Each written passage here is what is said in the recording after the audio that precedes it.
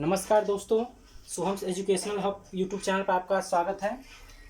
कल हमने समानुपात एवं अनुपात, अनुलोम अनुपात, प्रतिलोम अनुपात पिछली वीडियो हमने पढ़ा था कि क्या होता है, उनके बीच संबंध क्या है, अनुलोम प्रतिलोम समानुपात कैसे पता करते हैं, कैसे राशियों जो गायब होती हैं उनको कैसे पता करते हैं, क्या संबंध होता है, कौन सा अनुपात बड़ा होता है, कौन सा अनुपात छोटा होता है।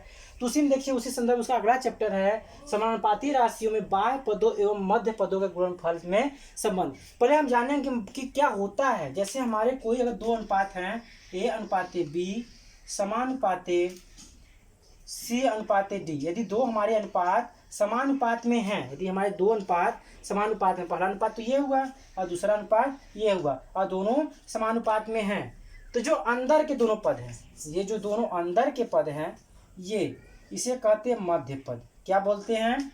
मध्य पद। और जो बाहर की दोनों पद हैं, ये दोनों कहलाते हैं बाह्य पद।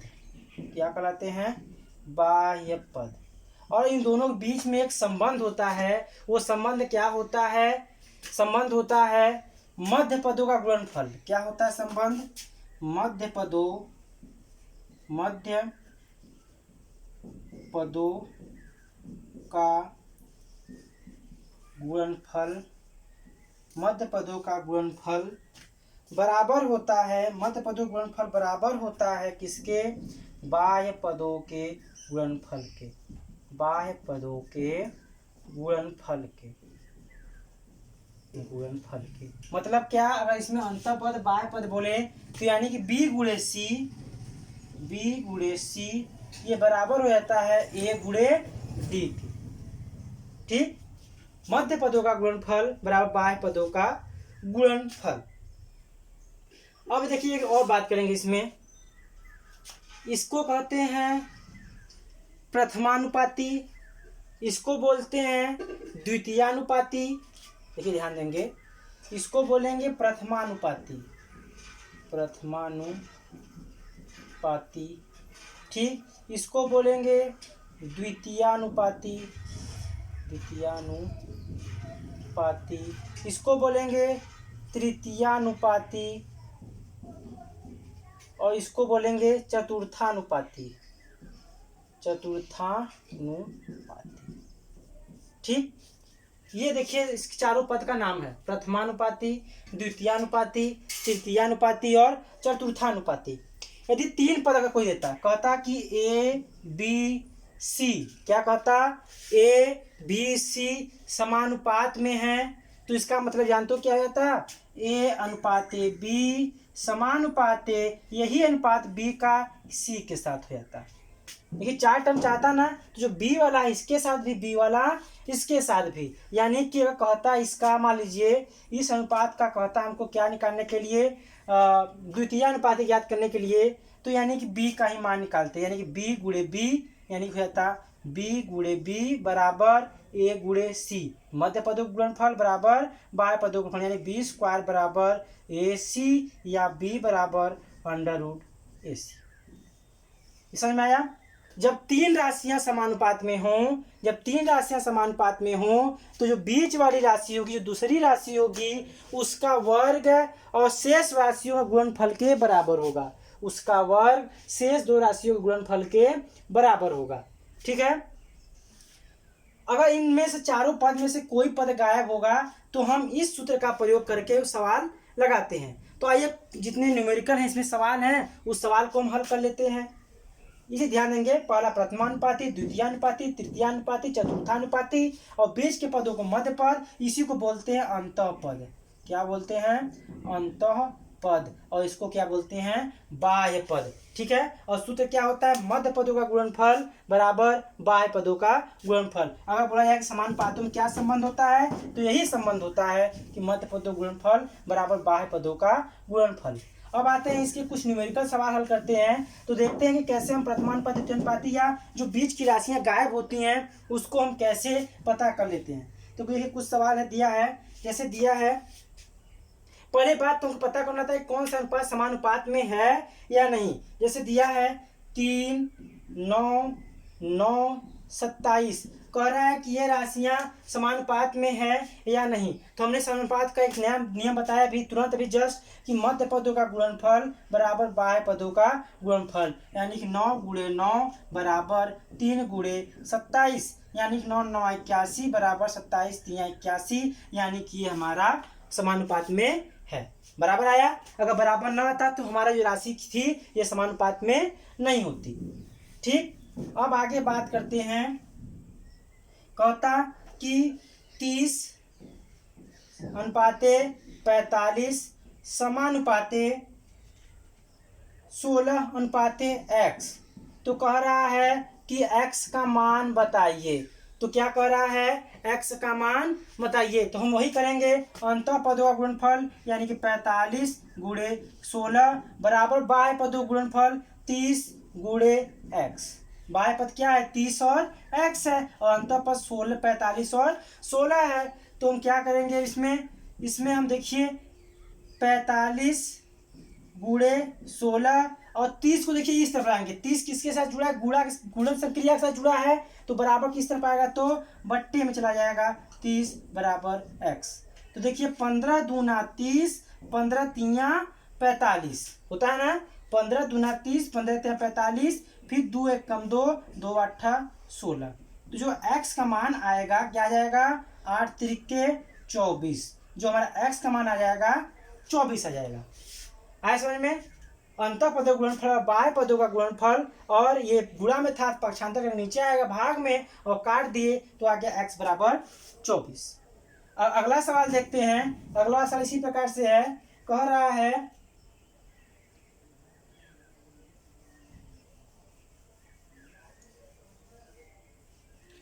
वही कल पार्क वाला जैसे सवाल दिया था। क्या सवाल था, कह रहा है एक पार्क की लंबाई और चौड़ाई में अनुपात 5:3 है।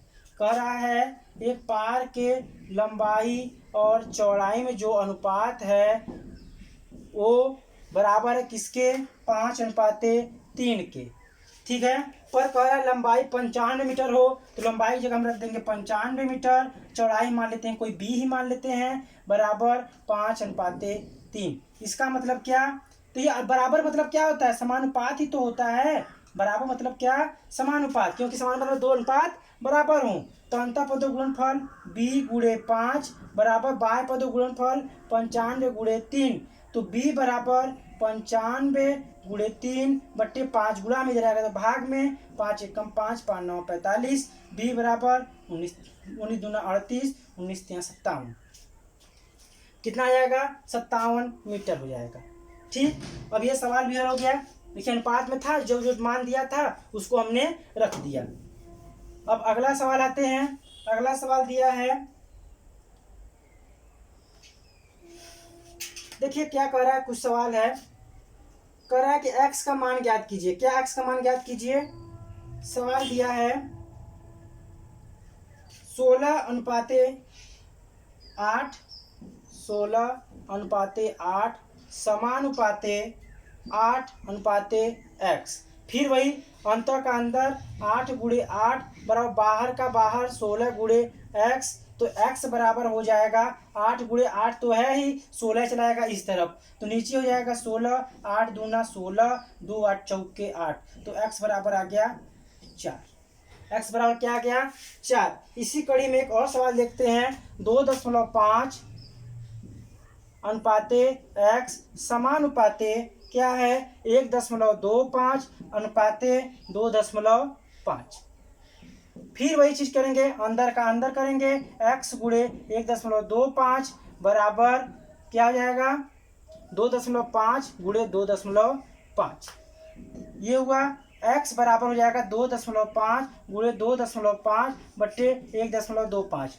अब ये ध्यान देंगे कि एक अंक 2 अंक दशमलव ऊपर हुआ, 2 अंक दशमलव नीचे हो गया, तो यानी दशमलव काम खत्म हो गया। तो 25 पंजा 125 5 5 25। तो x मान कितना आ गया, 5 आ गया।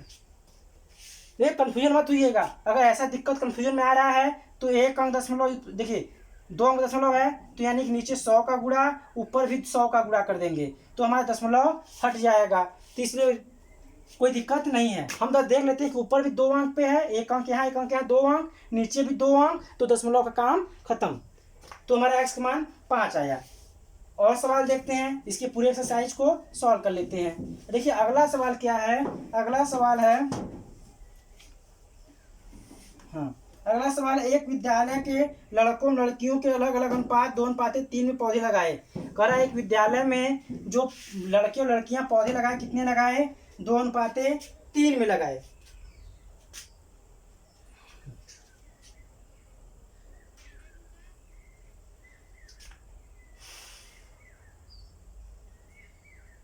देखिए 2:3 लगाए तो किस प्रश्न देखते हैं, एक विद्यालय के लड़के और लड़कियों ने अलग अलग 2:3 के अनुपात में पौधे लगाए। यानी कि लड़के दो अगर अनुपात में लगा रहे हैं, यानी कि कुछ संख्या लड़के लगाए कुछ संख्या लड़कियों लगाए, और उनको बीच का अनुपात निकाले 2:3 आया। परंतु कुल पौधे कितने पर लगाए गए, 1500 लगाए गए। देखिए लड़कों लड़का और अनुपाते लड़की का मान दिया है 2:3 और कुल पौधों का मान दिया है 1500।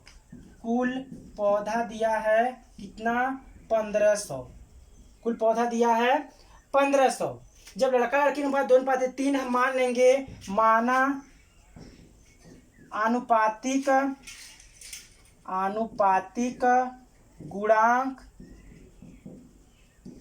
x है, अनुपातिक गुणांक x है, तो लड़कों द्वारा लगाया गया पौधा, लड़कों द्वारा लगाया गया पौधा क्या हो जाएगा, 2 है ना, तो जाएगा अनुपातिक गुणांक x है तो हो जाएगा 2x। इसी प्रकार लड़कियों द्वारा लगाया गया पौधा 3 है तो आएगा कितना, 3x। तो हम क्या करेंगे, प्रश्नानुसार क्या करेंगे, प्रश्नानुसार लड़कों के पौधे और लड़कियों के पौधे को जोड़ देंगे तो कुल पौधों के बराबर हो जाएगा। तो लड़कों का पौधा कितना है, 2x है, लड़कियों का पौधा है 3x है, जोड़ देंगे तो 1500 के बराबर आ जाएगा। तो आएगा 5x बराबर 1500। तो x बराबर 1500 बट्टे 5, 5 से काटे 300, जो x का मान आ गया 300 आ गया x का मान। तो जो लड़कों द्वारा पौधे थे, लड़कों के द्वारा जो पौधा था 2x था, तो यानी कि 2 गुणे x का मान 300 है तो 600 पौधे। लड़कों के द्वारा कितने पौधे, 600 पौधे। इसी प्रकार लड़कियों के द्वारा पौधा जो होगा वो क्या होगा, 3x, मतलब 3 गुणे 300 कितना हो जाएगा, 900 पौधे। ठीक है, लड़कों के द्वारा 300 पौधे और लड़कियों के द्वारा 900 पौधे। ठीक, इस और एक सवाल और देख लेते हैं इस चैप्टर में समानुपात का ही। जैसे कहता, क्या कहता, 16, 8 और x तृतीयानुपाती में है। क्या है, कहता 16, 8 और x समानुपात में है।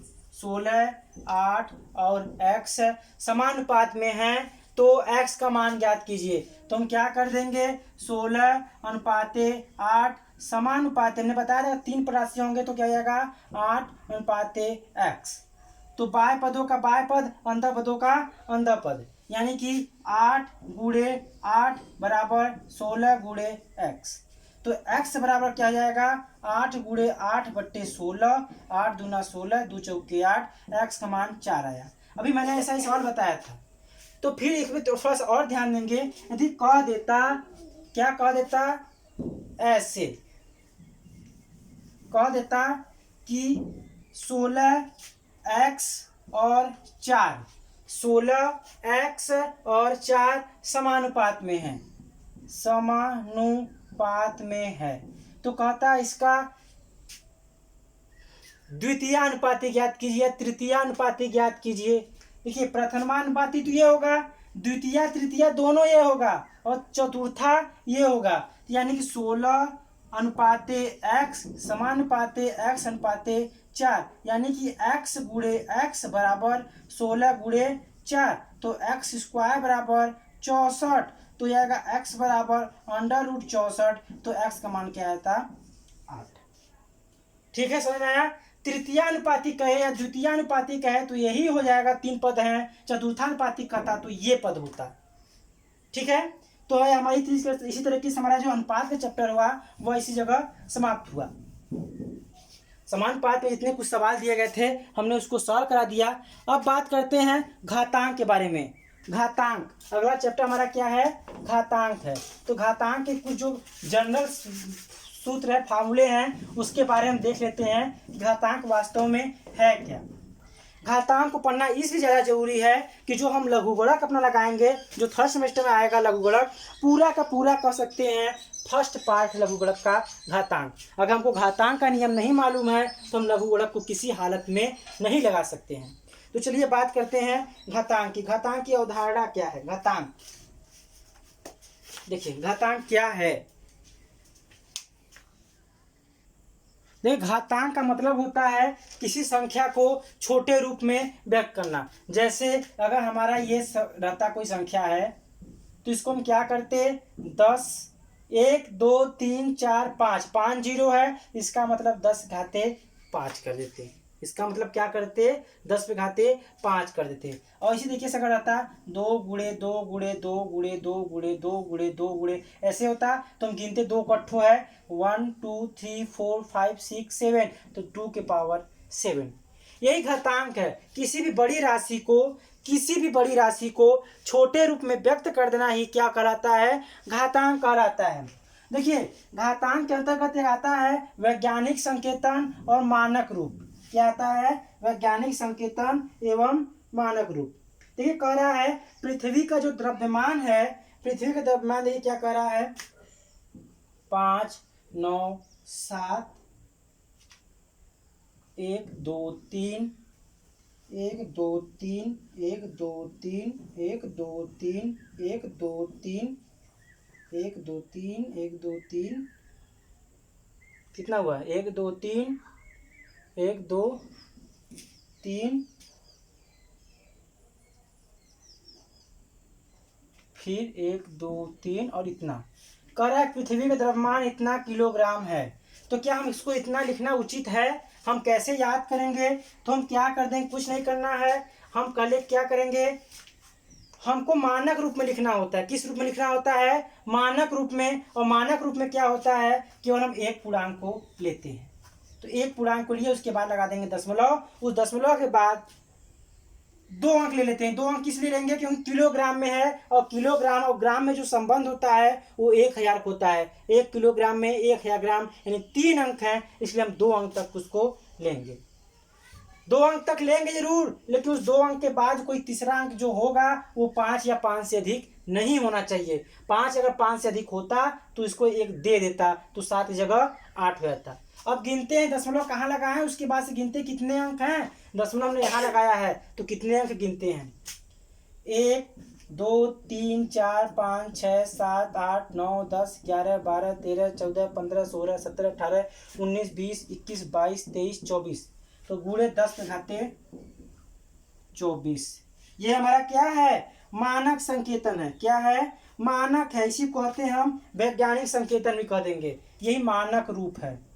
क्या है, मानक रूप। अगर कोई कहता कि 5 3 8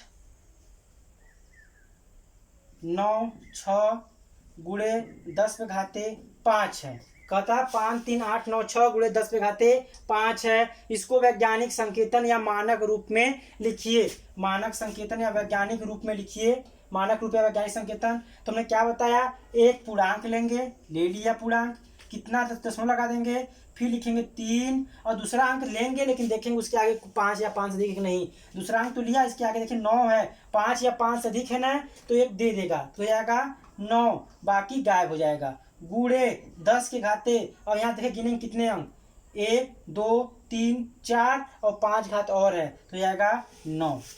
क्या जाएगा, 5.39 गुणे 10 पे घाते 9। यही हमारा क्या जाएगा, मानक रूप हो जाएगा या वैज्ञानिक संकेतन। समझ में आ रहा है। देखिए हम क्या किए हैं, हम यहाँ पे दशमलव लगाए, दशमलव लगाए और इन दोनों अंक को लिए, परंतु ये तीसरा देखेंगे 5 या 5 से अधिक है या नहीं। 5 या 5 से अधिक, तो 5 से अधिक था तो इसको एक दे के हटेंगे, इसको दे दिया तो ये +1 हो जाएगा और ये हट जाएंगे। देखिए क्या हो जाएगा 5.39 गुणे, देखिए कितने अंक थे 1 2 3 4 और 5 अंक यहाँ, तो 5 4 9। ठीक, अब देखिए इसमें घातांक के कुछ सूत्र हैं, उस घातांक के सूत्रों की हम चर्चा करते हैं। यदि कोई दो पद या कह सकते हैं गुणन की संक्रिया में हो और उसके आधार बराबर हो, जैसे a के घाते m है गुणे a के घाते n है। देखिए दोनों का आधार, देखिए अब आधार घात क्या होता है, यदि कोई संख्या a है उसके घात ये है तो ये कहलाएगा आधार और ये कहलाएगा घात। ठीक है, ये कहलाएगा आधार, वो कहलाएगा घात। तो यानी कि जिसके आधार बराबर हों, जिसके आधार बराबर हों तो उसके घात आपस में जुड़ जाते हैं। कब? जब वो राशियां गुणा में हो, जब वो राशियां गुणा में हो तो इसके घात आपस में क्या हो जाते हैं, जुड़ जाते हैं। जैसे दिखा देता हूँ, 2 के घाते 5 है और गुणे 2 घाते 3 है तो हो जाएगा 2 घाते 5 3, दोनों को जोड़ दिया हमने, 2 घाते 5 3 8। इसी तरीके से दूसरा फार्मूला होता है एक घात, अगर भाग में यही हो, अगर ये 1 घाते m भागे 1 घाते n हो तो हम यहाँ पे क्या हो जाता है, घात आपस में घट जाते हैं। जैसे यही भी दिखा देते हैं, 2 घाते 5 भागे 2 घाते 3 है तो जाएगा 2 घाते 5 में 3 गया 2। ठीक है, तीसरा, जैसे अगर घात के ऊपर घात हो, जैसे 1 घाते m है उसके पावर में n है तो इसका मान हो जाता है a के पावर m n। घातों का आपस में क्या हो जाता है, गुणा हो जाता है। तो यहाँ मैं सवाल दिखा देता हूँ, 2 घाते 5 है उसके घाते 2 है तो हो जाएगा 2 घाते 5 दूना 10 हो जाएगा। ठीक, 2 घाते 5 पूरे घाते 2 है तो उसका हो जाएगा 2 घाते 10 हो जाएगा। चौथा फार्मूला है, यदि दो राशियां अनुपात में है, मतलब भाग में है, जैसे a के घाते m है बट्टे b के घाते m है। कहने मतलब क्या, जिसके घात बराबर हो पर आधार अलग हो और भाग में हो तो क्या हो जाएगा, इन दोनों राशियां एक में हो जाएंगी और इसके पावर में m हो जाएगा।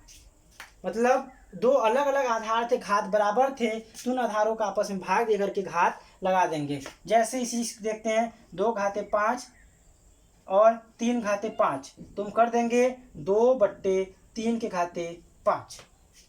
ठीक, इसी तरीके से गुणन में क्या होगा, गुणन में अगर यही चीज़ है, गुणा में अगर घात बराबर हों आधार अलग अलग हों तो आधारों का गुणा हो जाएगा और घात वही रहेगा। देखिए वह भी कर लेता हूँ, 2 घाते 5 गुणे 3 घाते 5 तो हो जाएगा 2 गुणे 3 के घाते 5। देखिए सब नियम है, सब आपको याद करना होगा। छठा क्या है, अगर किसी संख्या के पावर में 0 हो तो उसका मान 1 होगा। जैसे 5 के पावर 0 है तो उसका मान 1 होगा। कोई भी संख्या हो उसके पावर पे 0 उसका मान 1 होगा। सातवां, किसी संख्या के पावर 1 होगा तो उसका मान वही संख्या होगी। ठीक है, जैसे 5 घाते 1 होगा तो 5 ही मिलेगा। आ रहा समझ में? यदि आधार बराबर हो तो घात आपस में जुड़ जाते हैं गुणा में, आधार बराबर घात अलग हो तो आधार घट जाते हैं भाग में। यदि घात के ऊपर घात हो तो घातों का आपस में क्या होता है, गुणा जाता है। अगर आधार अलग अलग हो घात बराबर हो और गुणा में हो तो घात, तो आधार का गुणा करके घात लगा देते हैं। उसी तरीके से भाग में हो तो आधार का भाग कर करके घात लगा देते हैं। और किसी संख्या के पावर में 0 हो तो उसका मान 1 होता है और किसी संख्या के पावर 1 हो तो संख्या का वही मान होता है। ठीक है, अब बात करते हैं इसके कुछ अब सवालों पर। इसके सवाल कैसे हैं उसको सवालों को देखते हैं। चलिए इसके सवालों को देखते हैं घातांक के। ये देखिए फार्मूले थे, अब इसको याद करेंगे। अब इसमें जो कुछ सवाल हैं उस सवालों को हम देख लेते हैं।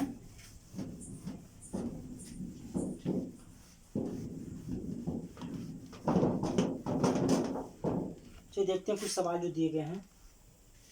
इसमें पूरे फार्मूला हमने बता दिया गया है, घातांक के नियम सब कुछ बता दिया।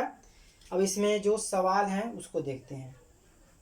एक और हाँ एक फॉर्मूला छूटा था, अगर किसी संख्या के पावर में, अगर किसी संख्या के पावर में माइनस हो, किसी संख्या मान लीजिए ये रहता ए की पावर माइनस एम, तो अगर माइनस है तो उसका मतलब रहता 1/a के पावर एम। ठीक, अगर इसी तरीके से अगर ए के पावर माइनस 1 होता है, इसका मतलब 1/a। ठीक है, इसी ध्यान देंगे। और हाँ अगर -1 के पावर कोई सम संख्या हो, सम संख्या हो तो उसका मान 1 आएगा, और -1 के पावर कोई विषम संख्या हो तो उसका मान -1 आएगा। ठीक, -1 के पावर सम संख्या तो उसका मान 1, और -1 के पावर विषम संख्या तो उसका मान -1 होगा। चलिए इसका कुछ सवाल लगा लेते हैं हम, इस पे सवाल।